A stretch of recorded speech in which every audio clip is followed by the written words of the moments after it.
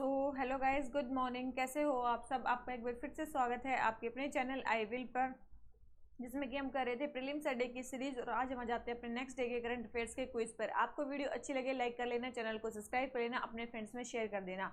और जैसे कि आप सभी को पता है, अब हिंदी प्लस इंग्लिश मीडियम दोनों के साथ हम मतलब क्वेश्चन दिखाते हैं, तो वो भी आपको दिक्कत नहीं रहेगी कि हिंदी में आपको क्वेश्चन पढ़ने हैं इंग्लिश में पढ़ने हैं। ठीक है, तो चलिए स्टार्ट करते हैं आज के फर्स्ट क्वेश्चन से। और क्वेश्चन जैसा कि मैंने हमेशा बताया, क्वेश्चन आपको करने कैसे हैं। सबसे पहले जो भी आपको स्क्रीन पे क्वेश्चन देख रहा है उस वहाँ पे वीडियो पॉज करनी है, अपना आंसर लगाना है और उसके बाद उसका आंसर देखना है, ताकि आपके माइंड में मैक्सिमम रिटेंशन रह सके इन क्वेश्चंस का। और इसके अलावा जो भी आपका स्कोर हो लास्ट में 10 क्वेश्चंस देखने के बाद, वो आपको कमेंट बॉक्स में कमेंट करना है। ठीक है, तो चलिए स्टार्ट करते हैं आज के फर्स्ट क्वेश्चन से। हमारा फर्स्ट क्वेश्चन बोल रहा है सबसे पहले हमें अपभ्रंश स्कूल ऑफ पेंटिंग है उसके फीचर्स बताने हैं। सबसे पहले बोल रहे हैं Jainism was the main theme of this painting. Second है pointed nose and double chin in human depiction. And third है absence of animals and birds. ठीक है, ऐसे ही हमारा सेम जो है वो हिंदी में भी दे रखा है। ये देखो निम्नलिखित में से कौन सी अपभ्रंश शैली की चित्रकला की विशेषताएं हैं। तो हमें इसके बारे में बताना है। ये 3 स्टेटमेंट पढ़ लो। इन चित्रों का मुख्य विषय जैन धर्म था। मानव चित्रण में नुकीली नाक और दोहरी ठोड़ी का यूज किया गया है और पशु पक्षियों का अभाव है। ठीक है, तो ये आपको बताना है। कर लेते हैं अपने क्वेश्चन पे। तो अपभ्रंश स्कूल ऑफ पेंटिंग के बारे में बताना है। तो आपको ये चीज़ पता होनी चाहिए, जो अपभ्रंश स्कूल ऑफ पेंटिंग के बारे में फर्स्ट स्टेटमेंट तो बिल्कुल सही है कि जैनिज्म इनका मेन थीम था। ये कहाँ पे ओरिजिनेट हुआ है? ये स्कूल ओरिजिनेट हुआ गुजरात और राजस्थान के रीजन में। गुजरात और राजस्थान के रीजन में ये स्कूल ओरिजिनेट हुआ है। ठीक है, और वेस्टर्न इंडिया में 11th से 15th सेंचुरी के बीच ये यूज होता था। 11th से 15th सेंचुरी के बीच में ये मेनली ये स्कूल की जो वो थी यूज होती थी पेंटिंग। ठीक है, ये पेंटिंग मेनली जैन थी। लेटर टाइम में वैष्णव स्कूल भी मतलब इन्होंने प्रमोट किया थ्रू पेंटिंग, वैष्णविज्म भी प्रमोट किया, लेकिन मेन जो थीम था वो जैनिज्म था। ये स्टेटमेंट बिल्कुल सही दे रखी है। सेकंड बोल रहे हैं पॉइंटेड नोज और डबल चिन थी उनके ह्यूमन डिपिक्शन में। ये स्टेटमेंट भी बिल्कुल सही है कि पॉइंटेड नोज थी और डबल चिन थी।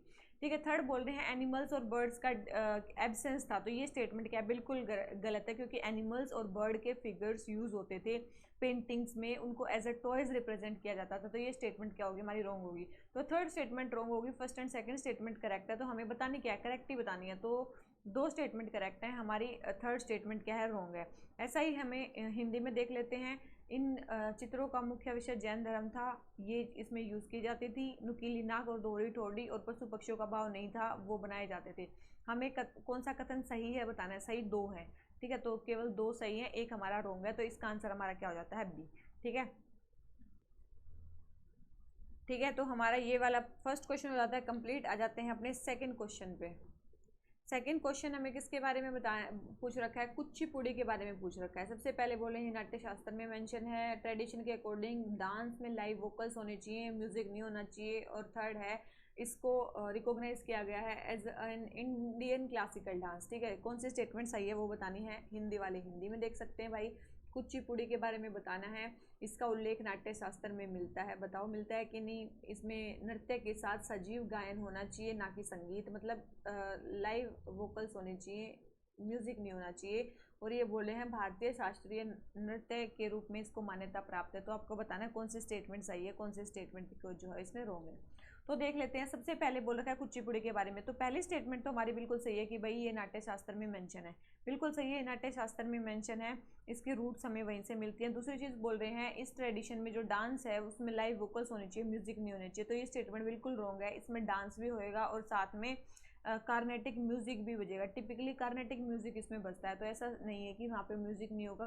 और जो म्यूजिक होगा वो कौन सा होगा? मेनली कार्नेटिक म्यूजिक इसमें वो प्ले किया जाता है। तो सेकंड स्टेटमेंट रॉन्ग है। थर्ड है इसको as an Indian classical dance की तरह रिकॉग्नाइज किया गया। बिल्कुल इसको इंडियन क्लासिकल डांस की तरह रिकॉग्नाइज किया गया है। ठीक है, ये one of the major Indian classical dances में से एक होता है। ठीक है, तो यही हमारी कुचिपुड़ी के बारे में। तो ये स्टेटमेंट होगी हमारी क्या? बिल्कुल करेक्ट। ठीक है, तो हमें बतानी है करेक्ट स्टेटमेंट। तो आप सभी को दिख रही होगी first and third statement correct है, सेकंड स्टेटमेंट रॉन्ग है। तो केवल 2 स्टेटमेंट हमारी करेक्ट है और एक स्टेटमेंट हमारी क्या है? रॉन्ग है। ठीक है, ऐसे ही हमारा सेम जो है वो हिंदी में है। नाट्य शास्त्र में इसका उल्लेख मिलता है, संगीत इसमें यूज किया जाता है कार्नेटिक वाला, और भारतीय शास्त्रीय नृत्य के रूप में भी इसको मान्यता प्राप्त है। तो फर्स्ट एंड थर्ड स्टेटमेंट सही है, सेकंड स्टेटमेंट रॉन्ग है। हमें बताना है कितने कथन सही है। तो 2 सही हैं केवल, और एक जो है वो हमारा रॉन्ग है। ठीक है, आ जाते हैं अपने थर्ड क्वेश्चन पे। थर्ड क्वेश्चन हमें केस के बारे में बता रखा है, पूछ रखा है तंजौर पेंटिंग के बारे में। तंजौर तमिलनाडु में है, ठीक है। सबसे पहले बोल रहे हैं इसमें सोशल और इकोनॉमिक लाइफ बताई गई है कॉमन मैन की, और दूसरी है ये जो पेंटिंग्स हैं ये नोटेबल है अपने एडोरमेंट के लिए in the form of semi precious stones और ग्लास का मेनली इसमें यूज़ किया जाता है। तो करेक्ट स्टेटमेंट बतानी है। ऐसे ही आप हिंदी में पढ़ सकते हो, जो हिंदी वाले हैं। तंजौर चित्रकला के संबंध में इन कथनों पर विचार करें, ठीक है। बड़े पैमाने पर आम आदमी के सामाजिक और आर्थिक जीवन को दर्शाता है ये, और ये पेंटिंग अर्ध कीमती पत्थरों और कांच के रूप में अपनी सजावट के लिए उल्लेखनीय है। तो हमें बताना है कौन सी स्टेटमेंट सही है, कौन सी स्टेटमेंट रॉन्ग है, ठीक है। तो तंजौर पेंटिंग के बारे में आपको पता होना चाहिए, ये साउथ इंडियन पेंटिंग स्टाइल है, ठीक है। जो मेनली तंजौर एक टाउन है ना तमिलनाडु में, वहाँ पे इनैगोरेट इसको किया गया था, ठीक है। वहाँ पे इनैगोरेट किया गया था। और याद रखना इसमें मेनली कॉमन मैन की सोशल और इकोनॉमिक लाइफ को रिप्रेजेंट नहीं किया जाता। इसका मेन सब्जेक्ट है गॉड्स, गॉड गॉडेसेस इनका मेन सब्जेक्ट है। मेनली टेम्पल्स में ये मेनली पेंटिंग यूज़ की जाती थी, ठीक है। तो ये स्टेटमेंट बिल्कुल रॉन्ग है कि सोशल और इकोनॉमिक लाइफ कॉमन मैन की नहीं, गॉड गॉडेसेस के बारे में मेनली ये यूज़ करते हैं, रिलीजियस लाइफ के बारे में मेनली ये बताती हैं, ठीक है। सेकंड बोल रहे हैं ये अपने नोटेबल हैं क्योंकि सेमी प्रीशियस स्टोन्स और ग्लास का यहाँ पे यूज़ किया जाता है। बिल्कुल ये स्टेटमेंट सही है, यहाँ पे सेमी प्रीशियस स्टार्स और इनका भी यूज़ किया जाता है। और समटाइम्स ये अपने फेमस गोल्ड कोटिंग के लिए भी काफ़ी ज़्यादा फेमस है, ठीक है। तो गोल्ड कोटिंग के लिए भी फेमस है। तो सेकंड स्टेटमेंट हमारी करेक्ट है, फर्स्ट स्टेटमेंट हमारी रॉन्ग है। तो हमें बतानी है कौन सी स्टेटमेंट करेक्ट है। तो सेकंड स्टेटमेंट करेक्ट है और फर्स्ट स्टेटमेंट इसकी क्या है, हमारी रॉन्ग है, ठीक है। ऐसे ही सेम क्वेश्चन हमें नीचे भी दे रखा है। तो इसमें सामाजिक और आर्थिक नहीं, मेनली उनके धार्मिक जीवन के बारे को रिप्रेजेंट करते हैं। मेनली गॉड एंड गॉडेसेस के बारे में इसमें बताया गया है। और इसमें अर्ध कीमती पत्थरों और कांच के रूप में सजावट की गई है, ये सही है। तो फर्स्ट स्टेटमेंट रॉन्ग है, सेकंड स्टेटमेंट करेक्ट है। हमें बताना है कौन सी स्टेटमेंट सही है। तो सेकंड वाली केवल सही है, ठीक है। तो क्वेश्चन नंबर थर्ड हो जाता है हमारा कंप्लीट। आ जाते हैं अपने नेक्स्ट क्वेश्चन पे। 1 सेकेंड, हमें फोक पेंटिंग्स के बारे में बताना है। फोक पेंटिंग वो किस स्टेट से बिलोंग करती है। सबसे पहले हमें वो क्या करना है, मतलब बतानी है कौन सी करेक्टली मैच्ड है। आप सभी को पता होगा जो मधुबनी है वो कहाँ से है, बिहार से ही है। ये तो आप सभी को पता है मधुबनी कहाँ से, बिहार से है। पट्टाचित्र आप सभी ने सुना होगा, पट्टाचित्र आंध्र प्रदेश से नहीं है, ये उड़ीसा और वेस्ट बंगाल में ये मेनली यूज़ की जाती है। उड़ीसा और वेस्ट बंगाल की पेंटिंग है ये पट्टाचित्रा, ठीक है। तो ये स्टेटमेंट हमारी रॉन्ग होगी, सेकंड वाली। थर्ड है पटुआ, पटुआ वेस्ट बंगाल, बिल्कुल ये पेंटिंग भी कहाँ की है, वेस्ट बंगाल की, ये बिल्कुल सही दे रखी है, ठीक है। तो ये स्टेटमेंट सही है। तो फर्स्ट सही है, थर्ड सही है, सेकंड रॉन्ग है। तो हमें बताना करेक्टली मैच्ड कौन सा है। तो करेक्टली मैच्ड तो फर्स्ट एंड थर्ड है, सेकंड स्टेटमेंट हमारी क्या है, रॉन्ग है, ठीक है। तो इसका आंसर हमारा क्या हो जाता है, ए, ठीक है। ऐसे ही सेम क्वेश्चन, अरे यार इसमें तो हिंदी वाला दे ही नहीं रखा, चलो नेक्स्ट देख लेते हैं, ठीक है। मशी खानी स्टाइल किसके साथ एसोसिएटेड है, किस फैमिली के साथ एसोसिएटेड है। देखो इसमें तो दोनों क्वेश्चन साथ में देख सकते हो, ठीक है।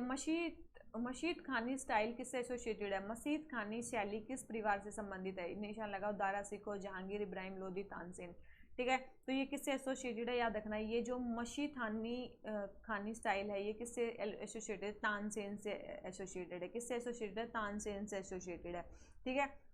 ये एक टाइप का सितार मतलब स्टाइल है, मतलब सितार बजाने का स्टाइल है, जिसको मतलब तानसेन ही माने जाते हैं इसके ओरिजिनेटर, ठीक है। मसीद खानी स्टाइल क्या है, एक सितार वादन का स्टाइल है, ठीक है। सितार वादन का एक स्टाइल है जिसमें मतलब सितार को उस तरीके से बजाया जाए, ठीक है। तो याद रखना वही है, तो ये चीज़ ध्यान रखना, ठीक है। इसको सीनिया स्टाइल ऑफ सितार भी बोलते हैं, Senia style of sitar, Senia style of sitar, ठीक है। और जो तानसेन है, इसीलिए जो तानसेन के म्यूज़िक को फॉलो करते हैं उनको सीनिया घराना भी बोलते हैं, याद रखना।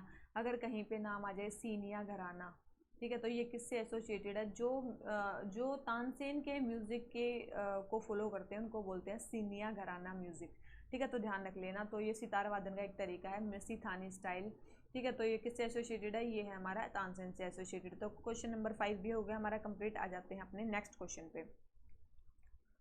नेक्स्ट क्वेश्चन हमें क्या बोल रहा है भाई, हमें बताना है PGII इनिशिएटिव के बारे में। किसके बारे में, PGII इनिशिएटिव के बारे में बताना है, ठीक है।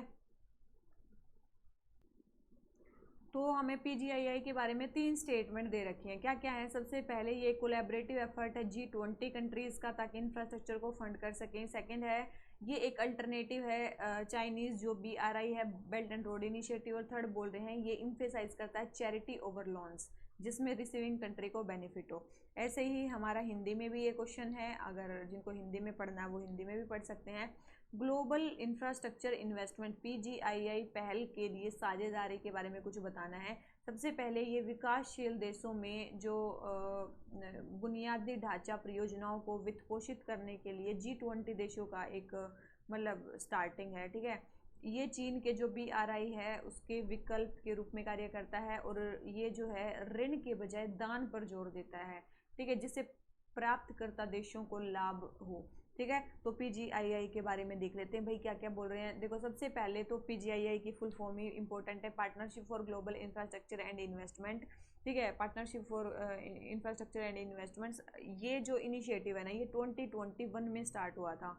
और किन कंट्रीज़ ने स्टार्ट किया था? G7 कंट्रीज़ ने स्टार्ट किया था। किसने? G7 कंट्रीज़ ने 2021 में स्टार्ट किया था, यूके में तब मीटिंग थी, ताकि इंफ्रास्ट्रक्चर को हम फंड कर सके जो भी डेवलपिंग नेशंस है वहाँ पे, ठीक है। तो ये स्टेटमेंट बिल्कुल रॉन्ग है पहले वाले की, ये G20 कंट्रीज़ का इनिशिएटिव है, बिल्कुल भी नहीं, ये G7 कंट्रीज़ का इनिशिएटिव है, ठीक है, ठीक है। सेकंड है it serve as an alternative to Chinese BRI, बिल्कुल, ये भी देखो जो चाइनीज़ BRI है वो भी इंफ्रास्ट्रक्चर बना रहा है और ये भी इंफ्रास्ट्रक्चर बना रहा है, तो यस उसके लिए एक अल्टरनेटिव है।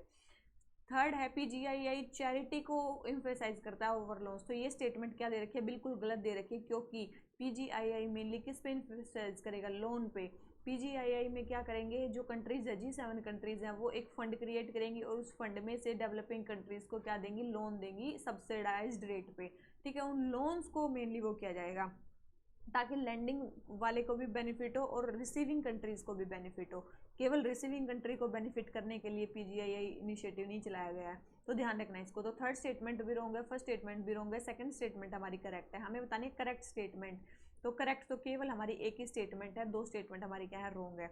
ऐसे ही हमारा ये नीचे वाला भी सेम ही है कि यस विकासशील देशों में बुनियादी ढांचे को बनाने के लिए तो ये आया है, लेकिन इनको G20 नहीं G7 कंट्रीज ने इसको स्टार्ट किया है, तो ये स्टेटमेंट हमारी रॉन्ग होगी। दूसरा चीन के बेल्ट एंड रोड इनिशिएटिव के विकल्प के रूप में कार्य करता है, बिल्कुल, क्योंकि ये भी जो है वो बुनियादी ढांचा बना रहा है, और जो हमारा PGII है वो भी इंफ्रास्ट्रक्चर बना रहा है। थर्ड है PGII ऋण की बजाय दान पर जोर देता है, बिल्कुल भी नहीं, दान पे जोर नहीं देता, ये ऋण पे जोर देता है ताकि उन कंट्रीज को भी फायदा हो जो पैसे दे रही हैं और लेने वाले को भी फायदा हो। तो ये स्टेटमेंट क्या बिल्कुल रॉन्ग है। तो फर्स्ट स्टेटमेंट रॉन्ग है, थर्ड स्टेटमेंट रॉन्ग है, सेकंड स्टेटमेंट करेक्ट है। हमें बताना है कौन सी स्टेटमेंट करेक्ट है, तो हमारी केवल और केवल एक ही स्टेटमेंट करेक्ट है इसमें, ठीक है। तो ये क्वेश्चन हो जाता है हमारा कंप्लीट। आ जाते हैं अपने नेक्स्ट क्वेश्चन पे।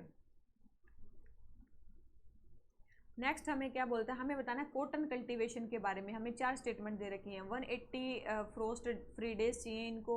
India largest cotton producer country है। इंडिया सारे टाइप के जो कॉटन स्पीसीज हैं उनको उगाता है, ऑल 4 टाइप्स को। और इंडिया में 50% से भी ज़्यादा जो कॉटन क्रॉप्ड एरिया है वो रेनफेड है। हमें बतानी है करेक्ट स्टेटमेंट। ऐसे ही हमारा हिंदी में भी दे रखा है। कपास की खेती के बारे में 4 स्टेटमेंट दे रखी हैं। 180 पाला मुक्त दिनों की आवश्यकता होती है। भारत विश्व का सबसे बड़ा कपास उत्पादक देश है, और भारत में कपास की सभी 4 प्रकार की प्रजातियाँ उगाई जाती हैं, और भारत में कपास की फसल का 50% से अधिक जो है वो वर्षा पर आधारित है, ठीक है, वर्षा पर आधारित है। तो हमें बताने हैं क्या करेक्ट स्टेटमेंट बतानी है, कौन सी स्टेटमेंट हमारी क्या है करेक्ट है, ठीक है। हम देख लेते हैं अपने इंग्लिश में, ठीक है। आप वीडियो पॉज करके उसका आंसर लगा सकते हो, ठीक है। तो भाई आप सभी ने पढ़ा होगा ज्योग्राफी, अगर आपने 11th-12th की एनसीईआरटी पढ़ी है तो उसमें पढ़ा होगा कि भाई कॉटन को बिल्कुल 180 मिनिमम 180 फ्रोस्ट फ्री डेज चाहिए, मतलब अगर उसको करना है तो बिल्कुल सही है। सेकंड इन बोल रहे हैं इंडिया लार्जेस्ट कॉटन प्रोड्यूसर है वर्ल्ड में, बिल्कुल भी नहीं, सेकंड लार्जेस्ट प्रोड्यूसर है, पहला कौन है? चाइना, ठीक है, याद रखना। सबसे ज़्यादा प्रोडक्शन कॉटन का कहाँ पे होता है? चाइना में होता है, सेकंड इंडिया में होता है, तो लार्जेस्ट प्रोड्यूसर नहीं है, तो सेकंड स्टेटमेंट रॉन्ग होगी। थर्ड बोल रहे हैं इंडिया में चारों टाइप के, मतलब जितने भी 4 टाइप की वैरायटी हैं कॉटन स्पीसीज के उगाए जाते हैं, बिल्कुल सही स्टेटमेंट है, चारों टाइप की उगाई जाती है। कौन कौन सी कॉटन है? आपने नाम सुना होगा, एक तो है एशियन कॉटन, ठीक है, एक है इजिप्टियन कॉटन, एक है अमेरिकन कॉटन, और एक और थी हमारी, पता नहीं कौन सी है, ठीक है। एक था एशियन कॉटन, एक है इजिप्टियन कॉटन, और एक है अमेरिकन कॉटन, और पता नहीं यार चौथी वाली कौन सी है, ठीक है। तो सारी टाइप की मेनली, मतलब एक और आप बताना मेरे को फोर्थ टाइप की कौन सी कॉटन है, मैं भूल रही हूँ। ठीक है, तो ये सारी टाइप की कॉटन स्पीसीज उगाई जाती हैं। फोर्थ है, इन इंडिया मोर देन 50% जो कॉटन क्रॉप्ड एरिया है वो रेनफेड है। बिल्कुल 50% से ज़्यादा जो है एरिया वो रेनफेड है, ये बिल्कुल सही स्टेटमेंट है। अप्रोक्स 65% जो कॉटन क्रॉप्ड एरिया है वो रेनफेड है। कितना? अप्रोक्स 65%। ठीक है, और क्या नाम लेते हैं, कौन सी स्टेट में सबसे ज़्यादा होता है कॉटन? गुजरात में। कहाँ पे? गुजरात, देन महाराष्ट्र, देन तेलंगाना, इन स्टेट्स में सबसे ज़्यादा होता है। ठीक है, कितना टेम्परेचर कितना चाहिए? 21 से 30 डिग्री सेल्सियस के बीच में इसको टेम्परेचर चाहिए। 21 से 30 डिग्री सेल्सियस के बीच में इसको टेम्परेचर चाहिए। कौन सी क्रॉप है? खरीफ क्रॉप। आप सभी को पता होगा कौन सी क्रॉप है, ये खरीफ क्रॉप है। ठीक है, कौन सी कॉटन, कौन सी सॉइल चाहिए इसको? Black cotton soil. ठीक है, जो रेगुर सॉइल भी जिसको बोलते हैं, ये इसके लिए काफ़ी ज़्यादा इंपॉर्टेंट है। तो ध्यान रखना है, ये सारी ही चीज़ें इसके बारे में सही है। ठीक है, तो ये क्वेश्चन हो गया हमारा कंप्लीट। ठीक है, तो इसमें हमें बताना क्या था? करेक्ट स्टेटमेंट बतानी थी। तो first, third and fourth 3 statement correct है, एक स्टेटमेंट रॉन्ग है। तो 3 स्टेटमेंट करेक्ट है, एक स्टेटमेंट हमारी इसमें क्या है? रॉन्ग है। ठीक है, सेम इसमें भी है भाई। 180 पालामुक्त दिनों की आवश्यकता है। भारत सबसे बड़ा नहीं, दूसरा सबसे बड़ा देश है, पहला है चीन। ठीक है, और थर्ड है, चारों प्रकार की वेराइटीज़ उगाई जाती हैं, बिल्कुल उगाई जाती हैं। और इसमें बोले भारत में कपास की फसल का 50% से अधिक क्षेत्र बिल्कुल वर्षा आधारित है। अप्रोक्स 65% वर्षा आधारित है। ठीक है, तो फोर्थ स्टेटमेंट भी करेक्ट है, थर्ड भी करेक्ट है, सेकंड रॉन्ग है, फर्स्ट करेक्ट है। हमें बताना सही, 3 सही हैं, तो केवल 3 सही हैं और एक स्टेटमेंट रॉन्ग है। तो क्वेश्चन नंबर ये भी हो गया हमारा कंप्लीट। आ जाते हैं अपने नेक्स्ट क्वेश्चन पे। नेक्स्ट है हमारा, किसके बारे में बोल रहे हैं कि कौन से हैं गवर्नमेंट के इनिशिएटिव कॉटन सेक्टर के लिए? कॉटन सेक्टर के लिए हमें गवर्नमेंट के इनिशिएटिव बताने हैं। तो याद रखना, amended technology upgradation fund scheme, ये भी कॉटन सेक्टर के लिए है। मार्केट एक्सेस इनिशिएटिव स्कीम, ये भी है। स्मर्थ स्कीम भी है और प्रोडक्शन लिंक्ड इंसेंटिव स्कीम भी है। सारे ही करेक्ट है। तो आंसर क्या आ गया हमारा? ऑल 4। ठीक है, आंसर क्या आ गया हमारा? डी। ऐसे ही इसमें भी हमें दे रखा है कौन सी सरकारी पहल है? संशोधित प्रौद्योगिकी उन्नयन निधि योजना, मार्केट एक्सेस इनिशिएटिव योजना, स्मर्थ स्कीम और उत्पादन से जुड़ी जो PLI योजना है वो भी। सारी स्टेटमेंट सही है, तो हमारा आंसर क्या हो जाता है? डी। ठीक है, इंपॉर्टेंट है, याद रखना, ये सारे कॉटन सेक्टर के लिए चलाई गई हैं। आ जाते हैं अपने नेक्स्ट क्वेश्चन पे। नेक्स्ट है हमारा किसके बारे में? PM दक्ष पोर्टल के बारे में बताना है, क्योंकि कौन सा रिप्रेजेंट करता है PM दक्ष पोर्टल को? ऐसे ही हमारे हिंदी में भी दे रखा है। PM दक्ष पोर्टल के संबंध में कौन सा कथन सही है? आप लगा लो कौन सा कथन चाहिए। देखो इसमें एक तो भाई इसमें दे रखा है, ठीक है, इंग्लिश में ही दे दिया, तो ये बता दो आप कौन सा है। तो इसका आंसर जो है वो हमारा क्या है? PM दक्ष पोर्टल क्या है? PM दक्ष पोर्टल है एक डिजिटल प्लेटफॉर्म है जिसमें रजिस्ट्रेशन, स्किल ट्रेनिंग और एडमिनिस्ट्रेटिव जो प्रोसेस है उनको स्ट्रीमलाइन किया जाएगा, जो पर्सन और डिसेबिलिटी है उनको। ठीक है, तो ये क्या है? एक डिजिटल प्लेटफॉर्म है PM दक्ष पोर्टल। ठीक है, तो आंसर इसका क्या हो गया? सी।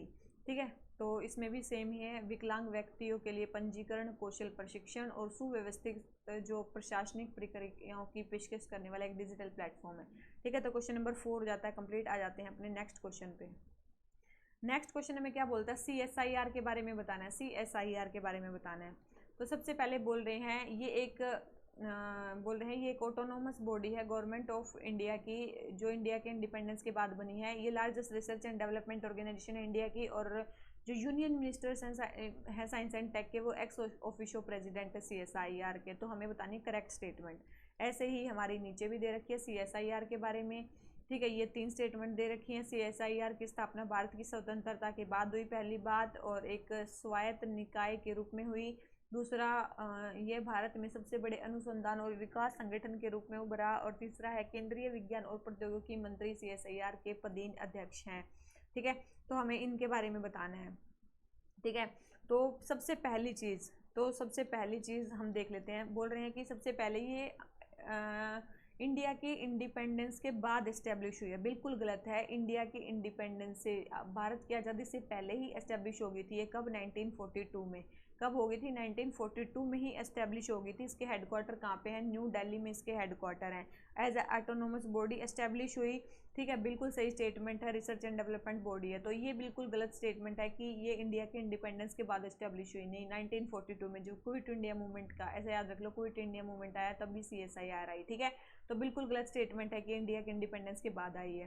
First statement wrong. सेकंड बोल रहे हैं ये largest research and development organisation है, ये तो आप बोल सकते हो कि भाई yes largest research and development organisation है, ठीक है। और वर्ल्ड की जो largest publicly funding research and development organisation है उनमें से भी एक नाम इसी का आता है, ठीक है। और तीसरी बोल रहे हैं जो union minister of science and tech इसके एक्स ऑफिशियो प्रेसिडेंट होते हैं, तो याद रखना प्राइम मिनिस्टर ऑफ इंडिया इसके एक्स ऑफिशियो प्रेसिडेंट होते हैं। कौन होते हैं? Prime minister. Prime minister of India इसके एक्स ऑफिशियो प्रेसिडेंट होते हैं। और जो वाइस प्रेसिडेंट होते हैं वो होते हैं union minister of science and tech. Union minister of science and tech vice president होते हैं, लेकिन प्रेसिडेंट कौन होते हैं? हमारे पीएम होते हैं। तो थर्ड स्टेटमेंट भी रॉन्ग होगी। हमें बतानी है करेक्ट स्टेटमेंट, तो करेक्ट तो केवल और केवल एक ही स्टेटमेंट है और वो है सेकंड वाली। तो फर्स्ट स्टेटमेंट भी रॉन्ग है, थर्ड स्टेटमेंट भी रॉन्ग है, सेकंड स्टेटमेंट करेक्ट है। ऐसे ही हमारा हिंदी में भी है। देखो भैया स्वतंत्रता के बाद नहीं, स्वतंत्रता से पहले ही बन गई थी। कब? 1942 में, ठीक है। 1942 में बन गई थी। हेडक्वार्टर इसके कहाँ पे है? न्यू दिल्ली में है। और ये बोल रहे हैं सबसे बड़े अनुसंधान और विकास संगठन के रूप में उभरा, बिल्कुल। तीसरा बोल रहे हैं केंद्रीय विज्ञान और प्रौद्योगिकी मंत्री CSIR के पदीन अध्यक्ष है। नहीं, ये अध्यक्ष नहीं है, अध्यक्ष पता नहीं भाई मेरे को हिंदी में प्रेसिडेंट किसको बोलते हैं। जो पदीन अध्यक्ष हैं वो है इसके प्राइम मिनिस्टर, प्रधानमंत्री। और वाइस प्रेसिडेंट जो है वो है मतलब इसके कौन? Union minister of science and tech, ठीक है। Union minister of science and tech mainly vice president है। प्रेसिडेंट इसके कौन है? एक्स ऑफिशियो प्रेसिडेंट, वो है पीएम, ठीक है। तो थर्ड स्टेटमेंट रॉन्ग है, फर्स्ट स्टेटमेंट रॉन्ग है, सेकंड स्टेटमेंट करेक्ट है। हमें बताना है कौन सी स्टेटमेंट करेक्ट है, तो केवल और केवल एक ही स्टेटमेंट इसमें करेक्ट है हमारी, वो है सेकंड वाली, ठीक है। तो गाइज इसी नोट पे आज के हमारे टोटल 10 क्वेश्चन हो जाते हैं कंप्लीट। आपको वीडियो अच्छी लगी हो लाइक कर लेना, चैनल को सब्सक्राइब जरूर कर लेना जिन्होंने भी नहीं किया है, ठीक है। और अपने फ्रेंड्स में ज़्यादा से ज़्यादा शेयर करो, ठीक है, ताकि उनको भी डेली के 10 क्वेश्चन सीखने को मिले, ठीक है। तो चलिए इसी नोट पे आज का लेक्चर खत्म करते हैं। Thank you very much, bye bye guys.